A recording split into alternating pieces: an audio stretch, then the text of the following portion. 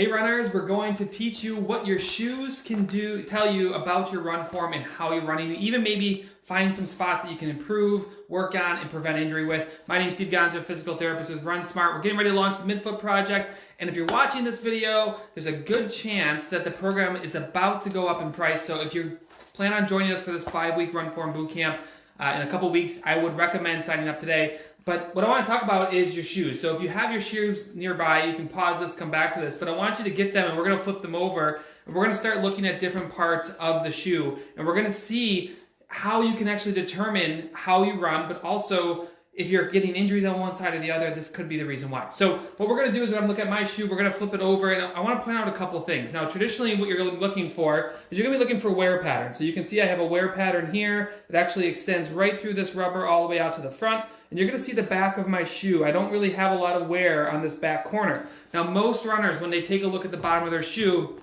this back corner, this is my right foot, the camera's reversed, but on that back outside, that's where most runners are going to see the rubber worn away. And what does that mean? It means when they come into contact with the ground, they're skidding into the ground and they're hitting with that straight leg, toes up position. And that is really what we want to try to avoid. Now, when we look at that, we can actually start to see that that wears away. Some runners are concerned because they only have like a square spot and it's all on the outside. Just so you guys know, when you flip your shoes over, it's completely normal to wear on the outside. You can see, like I wore on the outside edge of my shoe, but my heel doesn't get a lot of it. We land on the outside board of our foot. That is completely natural. We don't want to touch that because it sets up the chain of events. Now, other things that you're going to see when you look at the bottom of your shoe, again, this is something, if you see this, I recommend you check out the Midfoot Project, but there's a couple other things that we're getting runners asking us about, which is forefoot striking. If you see a lot of wear and tear on the front of your shoe, there's either one of two things happening. The first is your toe striking, which is really difficult because when you come in contact with the ground and you toe strike, what ends up happening is you put a lot of force through the front of your foot. The front of your foot is not very stable. It's a lot of loose bones. So we don't have a lot of stability, increase our risk for stress reaction injuries in our toes, but it also can put a lot of strain on the Achilles and plantar fascia. Aside from injuries, if you see a lot of wear in the front, it also is going to lead to inefficiency because once you hit up front, it's going to cause that heel to drop hard, and that's all stretching on the Achilles, which is going to launch you way up in the air on your stride. So we're looking for, do we have that outside edge? How does the front of the foot look like it's wearing? And again, you can see mine. I'm going to hold this up close. I wear from the outside edge all the way up into the outside of my foot towards the front, and that's because when I land, I'm landing pretty neutral and then rolling through into my stride. Now there's one more thing, and I want to talk to you about this because this is really important. You're going to need both shoes in each hand to look at this and then assess. But we want to look at imbalances from one side versus the other. When we look at imbalances, the easiest thing to do is look at your shoes and see if they match up. Now in the Midfoot Project, one of the things we focus on is the exercise. Because a lot of times people think that, I got to work on my run form and they just work on one thing. They either go too quickly or they work and they get into not using exercises to support when they're learning their new form.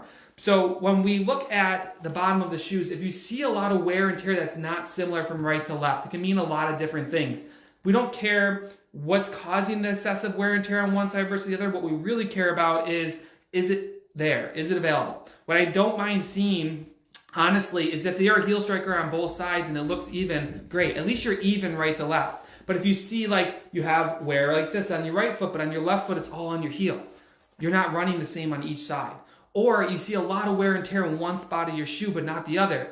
It means that you really probably should be focused on fixing imbalances and fixing strength issues or flexibility issues that is going to cause you to get off kilter when you're running. The shoes is like a downstream thing that you can look at and say, I'm doing something here that's not right because my feet aren't getting loaded evenly. We want to make sure we're at least addressing those. The big thing I want you to take away is, are you missing a lot from your heel? If you are, I definitely encourage you to check out the Midfoot Project because you are legitimately skidding to the ground, bashing on those bones, and preventing yourself from moving forward. It's actually really inefficient and increasing your risk for injury. The other set of runners, if you see a lot of wear and tear on your toes, I would honestly say if you're a toe runner, it's probably worse than being locked out at your knee because there's so much flexibility at the front of that foot.